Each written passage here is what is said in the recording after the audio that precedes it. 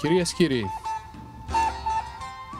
14 χιλιόμετρα μόλις από την πόλη του Ρεθύμνου βρίσκεται ένα καταπληκτικό, ένα πανέμορφο από τα πολλά ευτυχώς πανέμορφα χωριά της Κρήτης, το Κάτω Βαρσαμόνερο. Ακολουθήστε μας και σε αυτό το μικρό μας ταξίδι και ανακαλύψτε μαζί με μας την αυθεντικότητα των ανθρώπων του χωριού, την πίστη στην παράδοση, την τρομερή απίστευτη φιλοξενία, φιλικότητα και ζέστα με την οποία υποδέχονται τον κάθε επισκέπτη. Πραγματικά η Κρήτη, το γνωρίζουμε όλοι, εγώ μια απλή υπενθύμηση κάνω. Αν ξεφύγουμε λίγο από τα μεγάλα αστικά κέντρα και αν προχωρήσουμε μέσα λίγο στην ενδοχώρα, αν σταματήσουμε στο κάθε χωριό, θα βρούμε απίστευτους γέροντες που μιλάνε μέσα από την ψυχή τους, θα μας υποδεχτούν με φοβερή φιλικότητα, σαν να σε ξέρουν από χρόνια.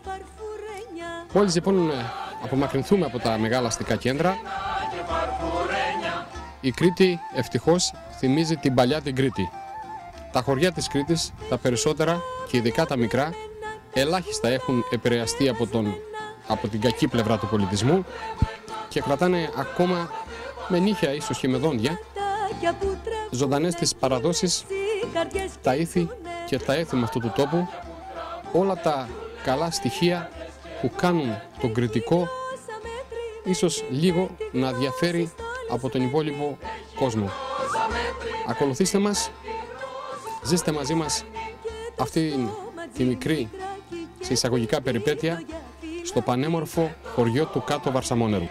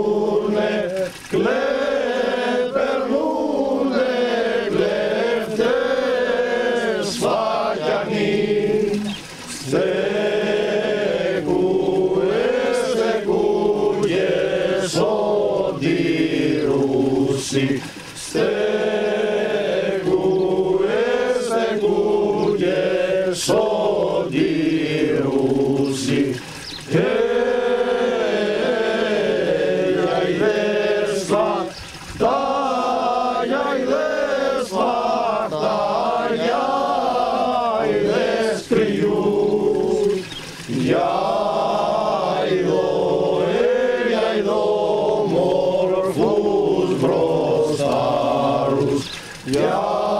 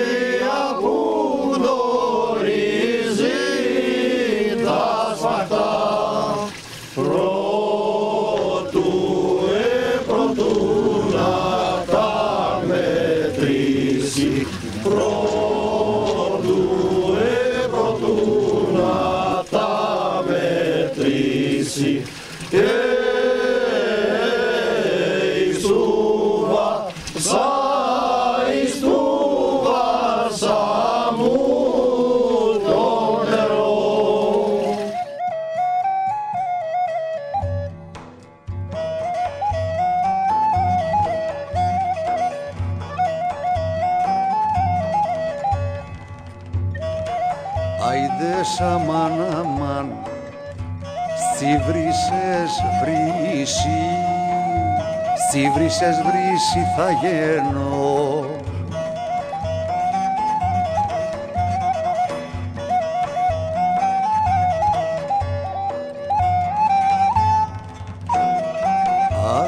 Άιδες, σι βρύσες βρύση θα γίνω, κρυό νερό να πίνεις, κρυό νερό να πίνεις.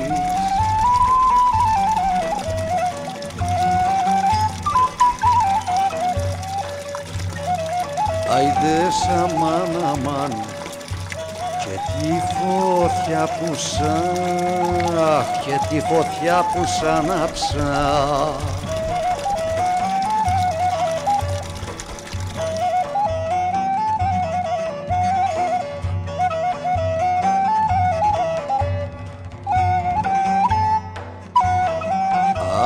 Άιδες, και τη φωτιά που σ' άναψα, ρουφέ ρουφέ να σβήνεις, ρουφέ ρουφέ να σβήνεις.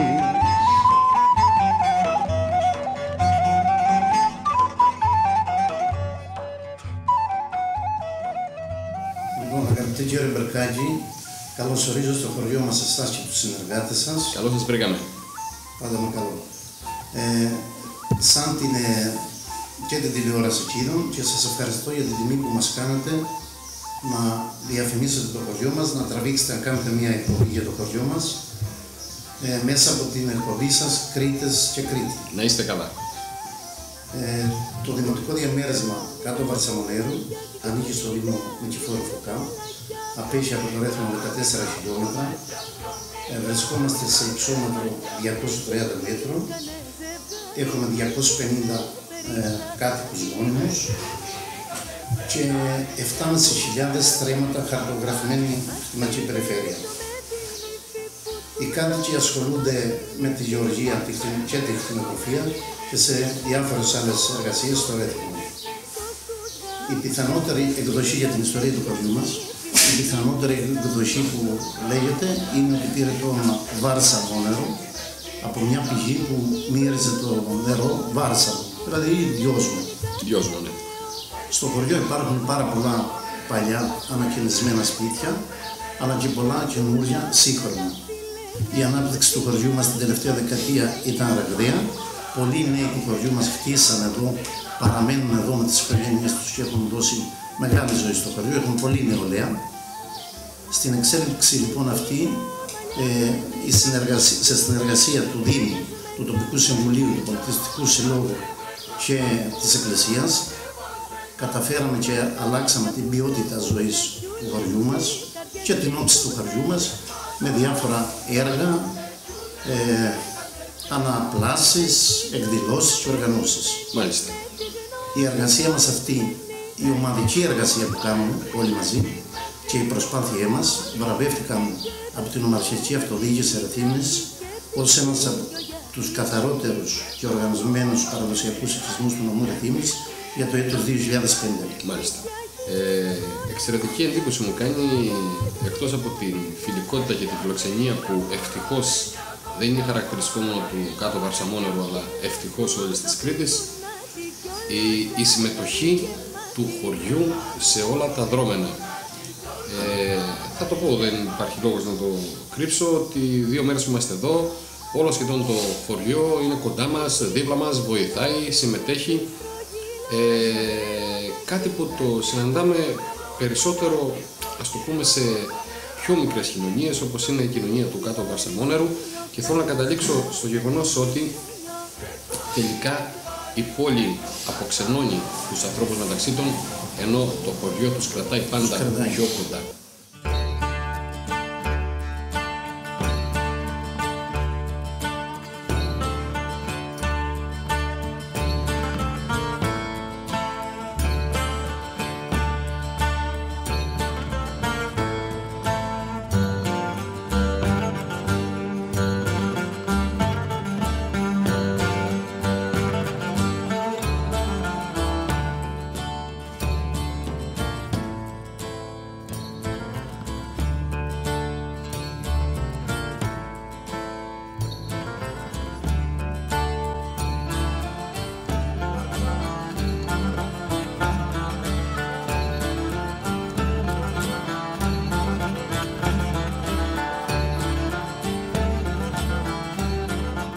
Μπαρμπανικόλα, Ακούω. καλώς σε βρήκαμε στο όμορφο χωριό σας. Καλώς ορίσατε. Επειδή σε βλέπω μια ολιά γέρο, θα σε αναγκάσω να μας πεις την ηλικία σου. Είμαι 87 χρόνια. Ζωή να έχεις, να ζήσεις όσα χρόνια θες ακόμα. Ευχαριστώ σε. Μπαρμπανικόλα, Ε, μια ιστορία για ένα αγάθολο να μας πεις που έχει σχέση με το χωριό. Έχει σχέση με την ονομασία του χωριού. ναι, ο Γάσα Πέρνα, είχα ακούσει εγώ από τους υπάγγελους μας βέβαια, ότι περνούσαν ασκέρι. Ασκέρι, να πούμε ότι είναι μια μεγάλη ομάδα. Στρατός. Μια μεγάλη ομάδα στρατού. Ασκέρι είναι το στρατός. Και κάτσανε λέει εδώ κάπου και φάγα το βράδυ. Και τους πήγανε του αγά νερό από την πηγή. Και λέει μάχη αλλά βρε, βάλα σαν μομπερίζει. Μάχιαλά. Τι σημαίνει η λέξη μάχιαλά? Λόγω τιμής. Λόγω τιμής. Θάλασσα μου μυρίζει. Βάλσα μου μυρίζει το νερό. Και από εκεί το πήραν από εμάς βέβαια, παλιά δεν ξέρω. Παλιά τώρα δεν ξέρω η άλλη ιστορία τέτοια.